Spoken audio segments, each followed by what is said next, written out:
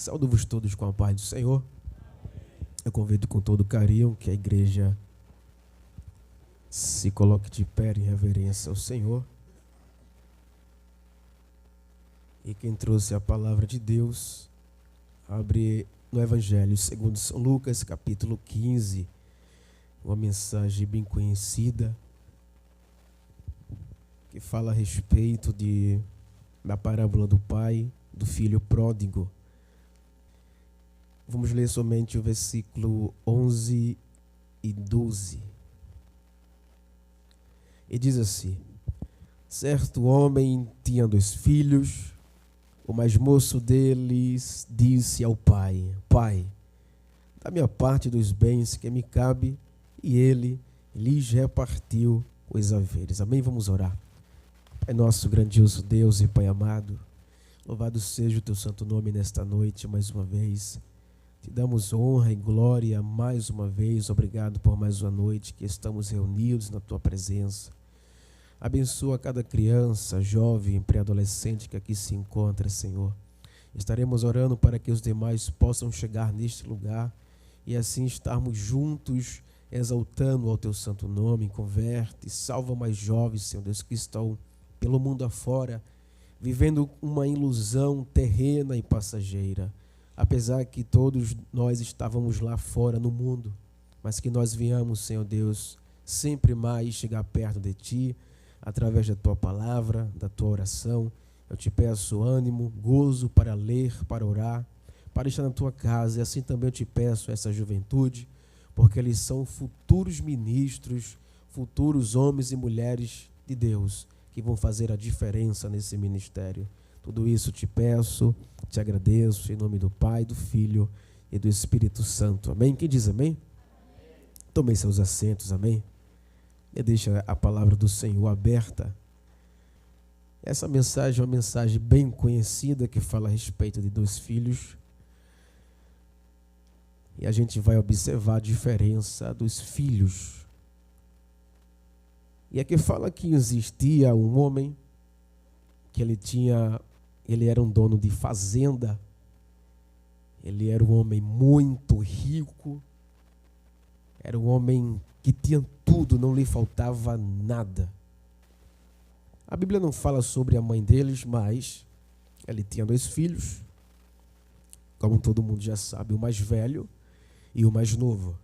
Então, quem tem irmão mais novo ou mais velho, a gente nota uma diferença na personalidade e até mesmo no caráter do seu próprio irmão. E a gente foi acostumado a crescer assim, ouvindo mamãe e papai dizendo: esse meu filho aqui é calmo, mas esse aqui é alvoroçado. Então isso aí é notório, né? Todo pai e mãe, ele diz isso para o seu filho: o maior é o mais calmo e o moço é o mais alvoroçado. Às vezes é ao contrário. Então, trazendo isso para o mundo da gente, como jovens que vêm para a casa do Senhor, existem jovens que eles também vêm alterados. Ele vem de famílias perturbadas, de famílias que eles não receberam nenhum apoio. Então, falando de apoio, eu sei que é muito difícil quando a gente não tem um apoio da família. Quando não temos uma mãe para incentivar, um pai para incentivar, um irmão para incentivar, a gente muitas vezes pensa em tomar atitudes precipitadas e fazer coisas erradas. Por quê? Isso bate na gente um sentimento muito ruim de desprezo. Então, por isso que muitos jovens estão entrando em um caminho que não é para entrar, porque simplesmente não tem o apoio da sua família. E em casa eu sofria muito assim com isso, porque eu queria ver minha família aqui na casa do Senhor. E agora há pouco minha mãe, graças a Deus, ela se voltou para Jesus, que ela estava afastada. Minha avó é já de idade, às vezes não consegue vir para a igreja. Qualquer coisa ela está com frio, já está. Eu digo que ela, a senhora está morta, porque está um calor, a senhora está com frio. Eu até brinco com ela, a idade. E só falta meu irmão. Mas mesmo assim eu nunca desisti de vir para a casa do Senhor. Eu sei que era muito triste para mim, eu confesso. Porque eu queria ver minha família aqui buscando o Senhor, eu oro para isso. Então, aos poucos, Deus vai fazendo o que? A mudança. Eu estou vendo isso. Né? Eu não esperava minha mãe se voltar. Graças a Deus por isso. Mais uma da família. Então, falta meu irmão. Só que eu mesmo assim, um pouco de revolta, eu não encontrando apoio, eu nunca parei de vir para a igreja. Então, eu sou daquele que, se ninguém quer ir, eu vou só. Então, ninguém vai parar minha caminhada. Ninguém vai colocar o pé para eu parar no meio do caminho. Então vinha. Então, assim, eu aprendi que a gente vinha à casa do Senhor, se esforçar, Deus vai fazer a parte dele. Então, assim, a gente tem que estar muito ligado em Deus para não tomar uma atitude, uma escolha errada, como esse jovem aqui, esse rapaz, ele tomou. Então, foi uma escolha que ele pensou em seu coração que ia dar certo. Porque o jovem é assim, ele só pensa naquele momento do prazer. Isso vai dar certo, eu vou fazer assim, mas ele não sabe o processo. Ele não tem estrutura para aguentar a atitude que ele tomou. Então, por isso que tem muitos hoje, moças, jovens, que estão aí se quebrando mesmo. E pensam que vão conseguir chegar e atingir aquele objetivo, mas com uma escolha errada. Então, hoje eu observo também, até por parte de casa, que muitas mães hoje, para agradar os seus filhos, eles ou elas fazem tudo para agradar o filho. Então, isso aí muitas vezes coloca o filho no precipício, porque ele não vai ter estrutura para conquistar aquilo que ele tanto almeja. Então, se eu quero, mãe, pai, me dá, toma, e eu não vou me esforçar em nada. Então, tudo que eu quero, eu tenho. Então, futuramente, quando eu chegar em uma situação de tomar alguma atitude, eu não vou saber lidar na vida. Se eu receber um não lá fora, eu vou chorar, vou ficar deprimido, eu vou querer entrar no quarto. Por quê? É um jovem fraco, é um jovem de mente fraca.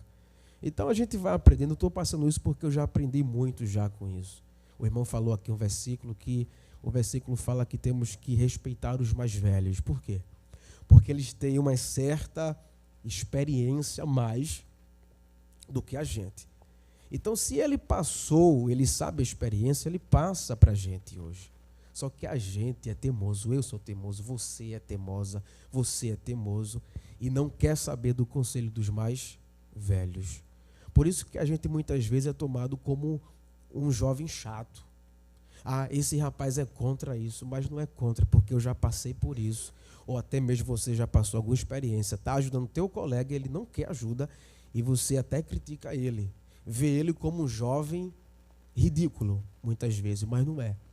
É quando esse jovem faz aquilo, ele se quebra, ele vai dizer, fulano tinha razão. Aí você passa a ter uma experiência, aí agora você vai passar a ouvir as pessoas, analisar aquela atitude, se vai dar certo ou vai dar errado. Então esse jovem aqui, ele tinha de tudo, comida, tinha boi, churrasco, todo dia. Ele tinha de tudo. Só que ele resolveu chegar ao pai dele e disse, pai, eu estou pensando de obter minha herança. Eu quero a minha parte da fazenda, o senhor tem muito dinheiro, e eu estou desejando agora obter essa parte. Essa parte aqui era dele, sim ou não? Sim. Mas ele só ia ter o direito quando os pais fechassem os olhos, quando os pais morrerem. Aí sim se resolvia, dividia essa fazenda, os bens materiais dos filhos. Então, ele se antecipou e pediu uma coisa que ele não aguentaria levar. Então, só de ele observar, ele pensou, vou conseguir, vai ser bom para mim. Então, observa-se bem que a parábola está dizendo que o pai deu aquela herança. Mas ele deu, eu creio que isso aqui é como um exemplo para a gente hoje. Quando o filho está insistindo, mãe, quero isso, mãe, quero aquilo. E quando o pai e a mãe dá, o filho se estraga. O filho se corrompe. O filho, ele muda, ele se afasta, ele fica deprimido muitas vezes, dependendo da situação e o caso. Então esse jovem aqui foi trágico o final dele. Mas lá no finalzinho, quando ele, nessa tragédia que eu posso falar assim, que ele destruiu a vida dele aqui. Mas no finalzinho, ele fez uma coisa que a irmã Laura falou aqui em Crônicas. Se o meu povo, que se chama pelo meu nome, se humilhar, então ele fez isso, ele se humilhou e voltou para a casa do seu pai, e o seu pai, com todo amor, ele recebeu.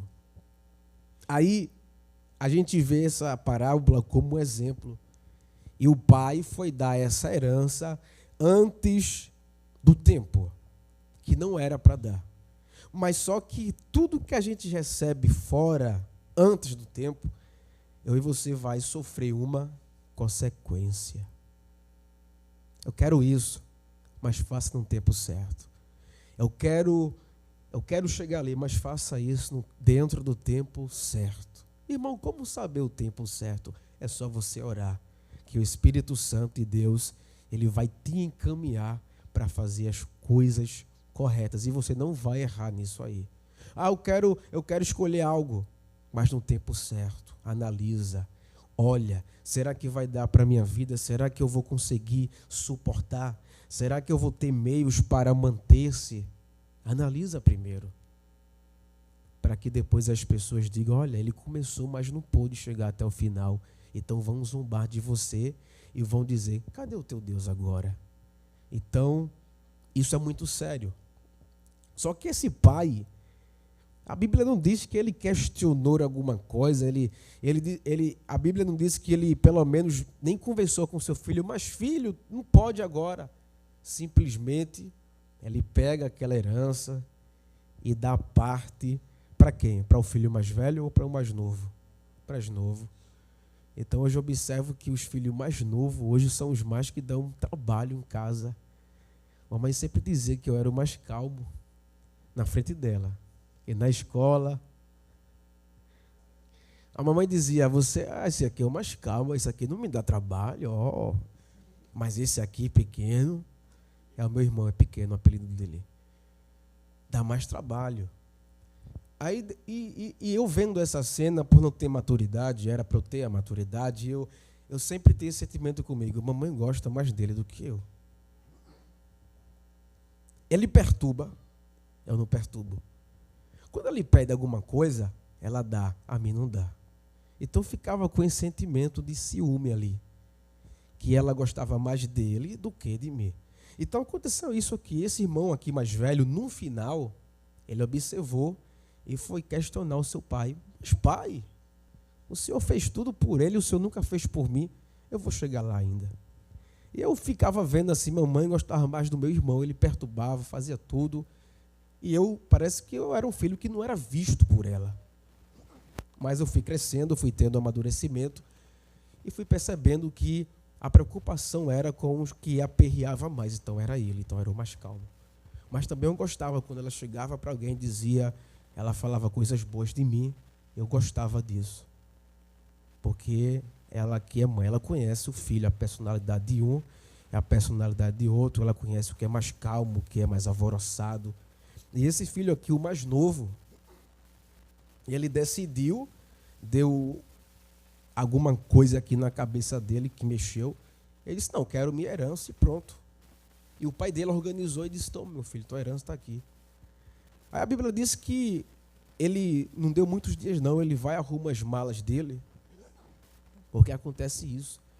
Quando a gente ganha alguma coisa, a gente começa a arrumar nossa mala e ir para bem longe. Longe de onde? Da presença do Senhor. Se lembra de Jonas? Deus disse, vai para tal cidade. E Jonas foi para onde? Para outra. Eu não estou fazendo uma comparação de Jonas, do próprio Jonas, mas da atitude dele. É somente da atitude dele para esse jovem. Então, quando a gente adquire algo, a gente corre, a gente arruma a nossa mala e corre da onde? Da presença, da casa do Senhor, e corre do compromisso da casa do Senhor. É assim que funciona. a gente vê que esse jovem aqui, ele se afastou da casa do pai. Ele se afastou. E ele arruma ali suas malas, ele está com muito dinheiro, a sua parte. E a Bíblia diz que ele vai para onde? Para perto? Não. Muito longe. Ele vai para uma terra muito longínqua. E ali ele começa a atrair amizades. Então a gente observa hoje que a gente só vale porque temos dinheiro, alguma coisa. Então, se você não tiver nada, você não vale nada para a sociedade. Mas para Deus você vale. Para Deus, Ele te dá um valor que ninguém pode dar esse valor. Porque o valor alto e caro foi Jesus que deu na cruz do Calvário. Então você tem valor. Eu sei que as pessoas criticam você, fala coisa contra você, mas não liga não, jovem. Faz igual a Emanuel cantou o hino aqui, vai valer a pena. Então tudo que você passa vai valer a pena. É doloroso, está esperando alguma coisa do Senhor, vai valer a pena. Mas nada antecipado, tudo no tempo certo. E ele vai para longe, para uma cidade longe. O que é que esse jovem foi fazer nessa cidade, um rapaz novo desse? Gastar. Mas ele faz o quê? Paquerar, né? Então, ele gastou ali, ele dissipou todos os seus bens. Ele estava vivendo o quê? Dissolutamente. Estava bebendo, estava farrando. Ele se ajuntou com pessoas que não eram de Deus, pessoas erradas.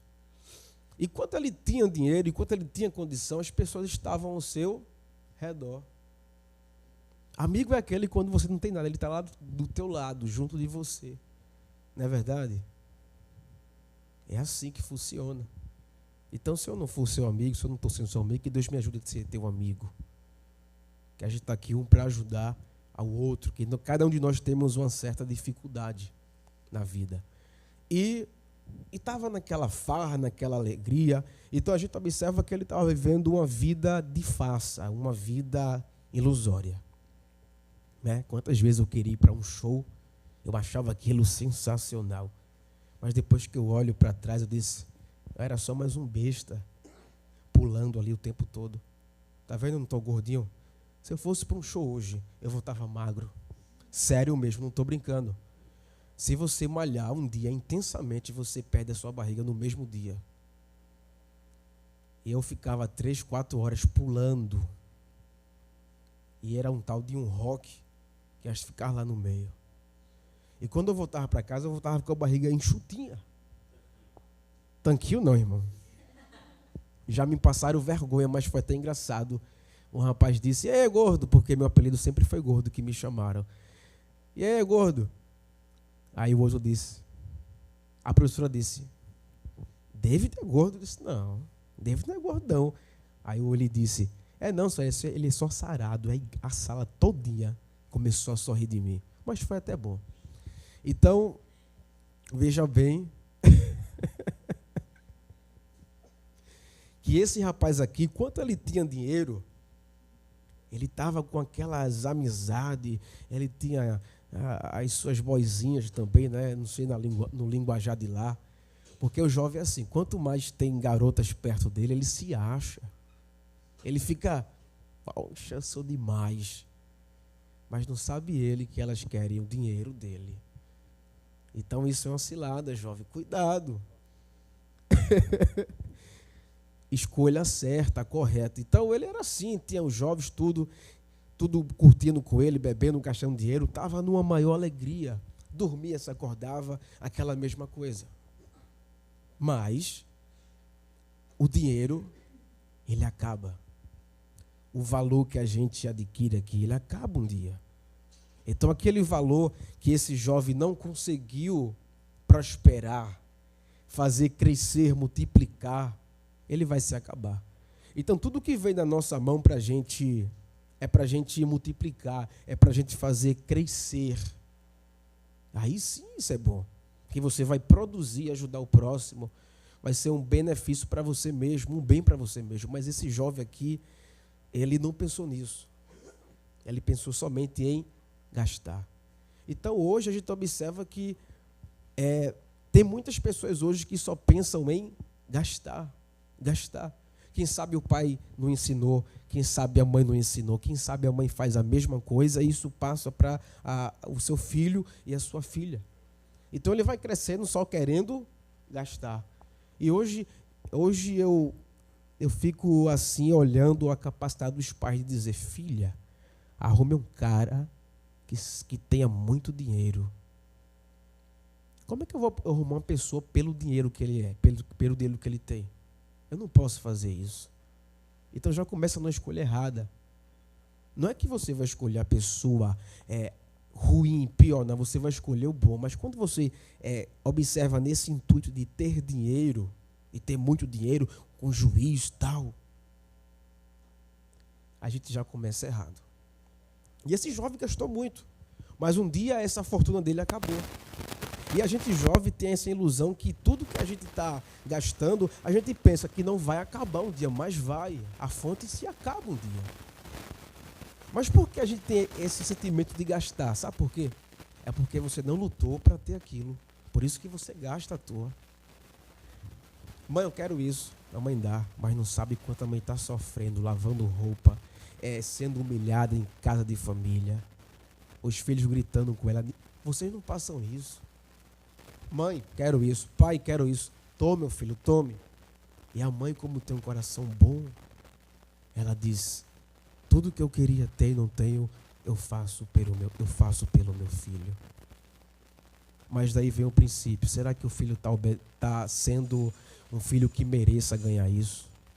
Porque em casa, quando a mamãe comprava alguma coisa, ela dizia: você merece mais, meu filho. Eu dizia: não, eu ainda sou rebelde, mãe, não mereço nada. Ela: que é isso, meu filho? Diga isso não.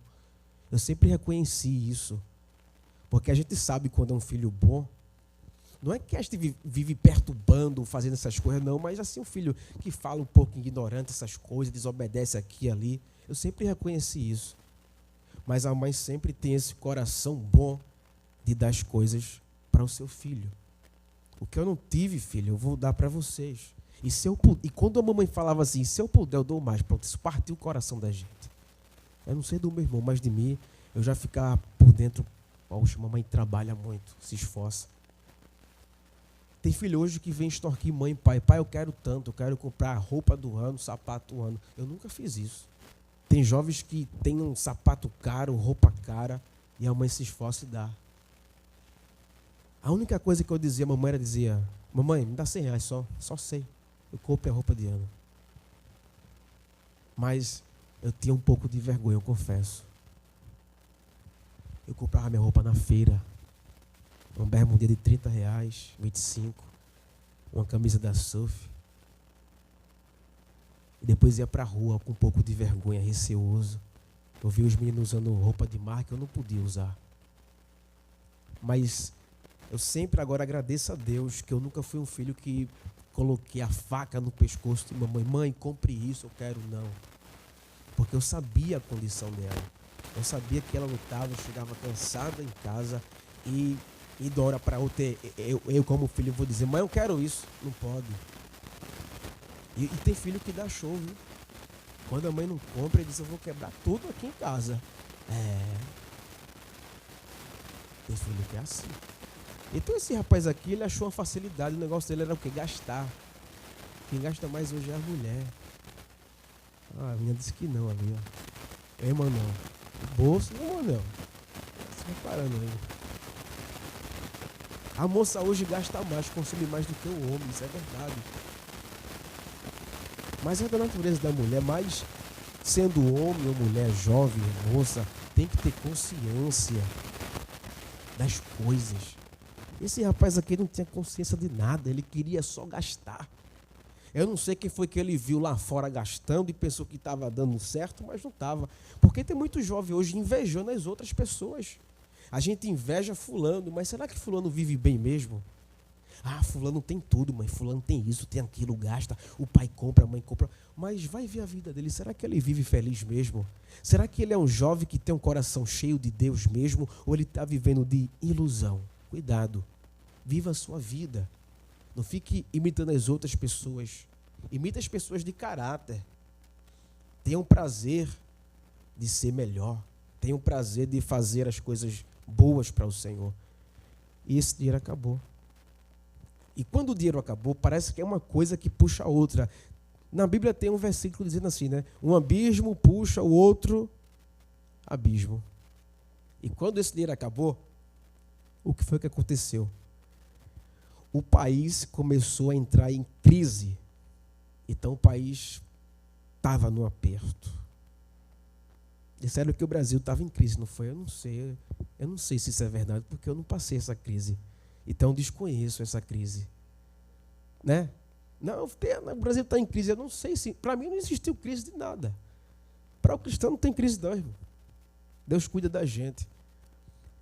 E o país aqui onde ele estava, ele entrou em crise. Então o país começou a passar fome. Então estava um país necessitado. E você pensa que na roda dos seus colegas você está bem alimentado. Mas quando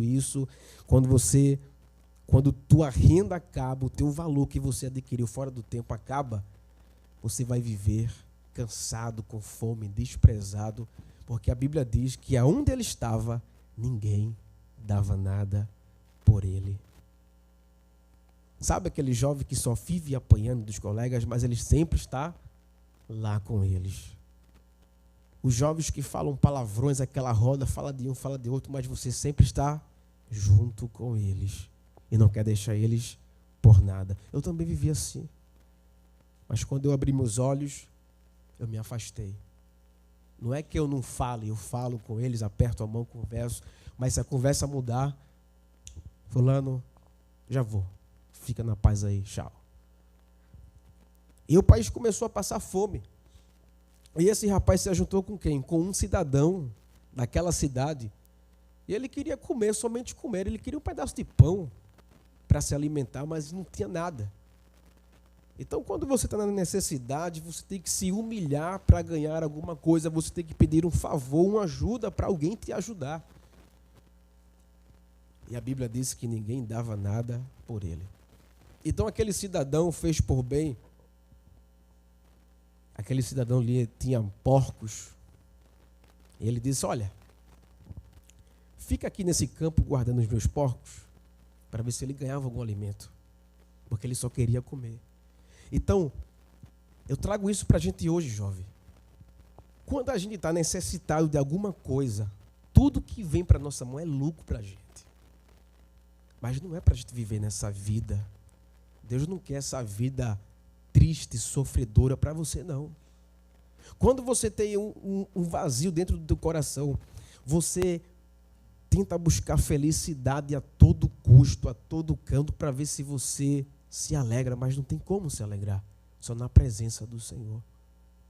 Eu não sei se vocês tiveram essa experiência, mas de vez em quando, quando tinham alguma recaída assim, em oração ou palavra, de vez em quando me batia um desejo muito forte de buscar a Deus, de orar e de ler Bíblia, principalmente. E quando eu sentia isso, eu sabia que era Deus me despertando para eu encher o meu coração, porque eu me esvaziava.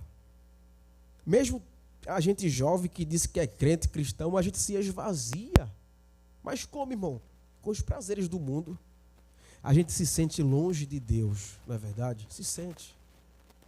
E parece que aí o Espírito Santo se afasta da gente, a gente sente aquele vazio, aquele peso, aquela solidão.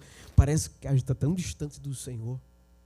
Mas Deus sempre dá um desejo de você ler Bíblia, vai orar, vai me buscar a minha presença, vai que eu vou te dar o gozo novamente. Aí você faz aquilo e o Espírito Santo de Deus, ele parece que volta ao teu coração e você retoma a tua força. Você, aquele jovem, volta avivado aí para mais uma caminhada, para mais uma batalha. E quando esse jovem estava lá no campo guardando os porcos, o que foi que ele fez?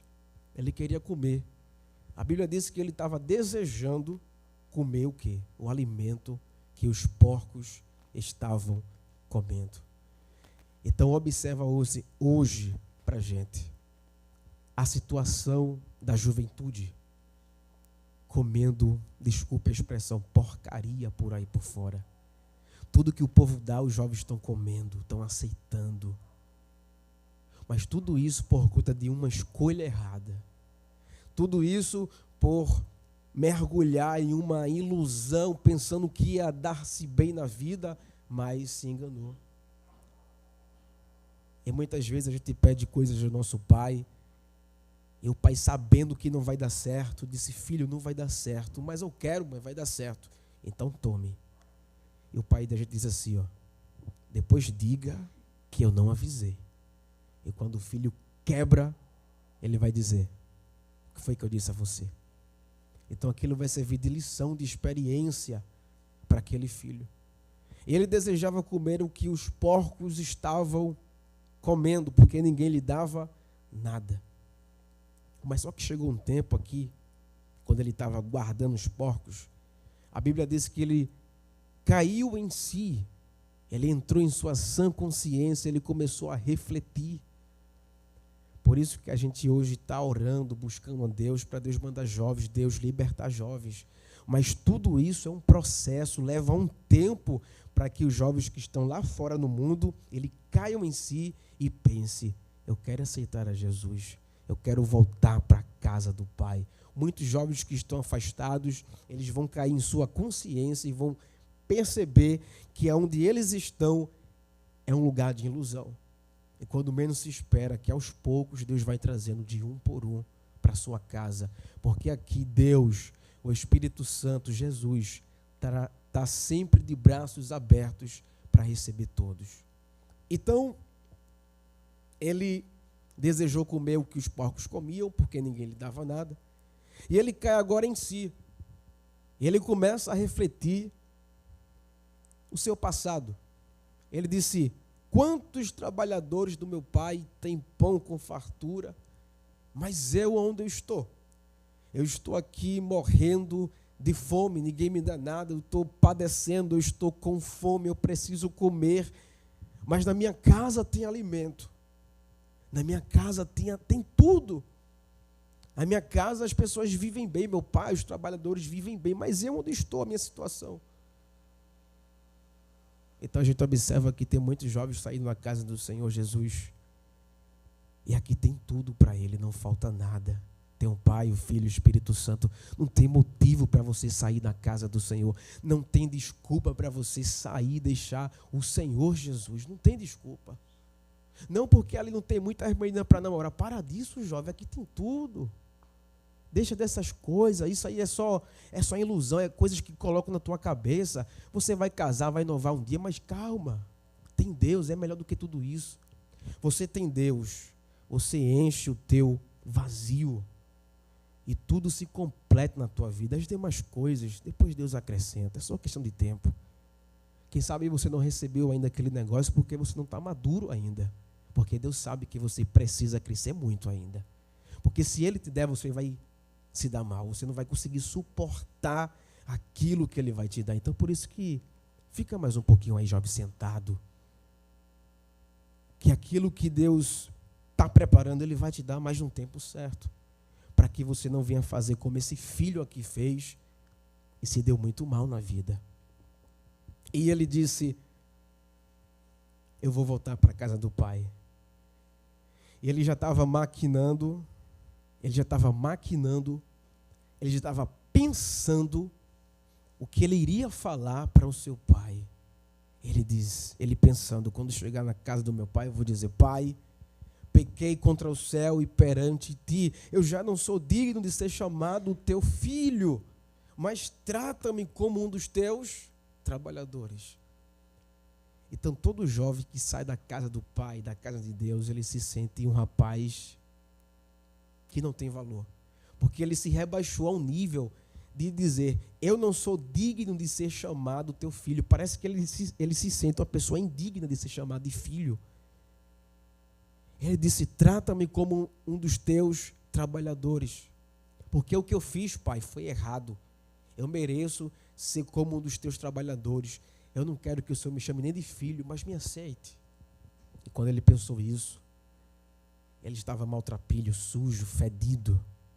Ele foi no caminho já pensando como iria dizer ao seu pai. E por incrível que pareça, quando o seu pai de longe o avistou, O pai dele não esperou ele chegar. Quando a pessoa passa muito tempo fora, ou está na rua, o cabelo cresce, a unha cresce, a pessoa emagrece, a pessoa fica muitas vezes irreconhecível, não é? E quando você diz, fulano, tu está nessa situação, fulano, eu estava nem te conhecendo, mas o Pai Deus, Ele te conhece. Você pode estar como for, quebrado, num caquinho, mas Ele te conhece.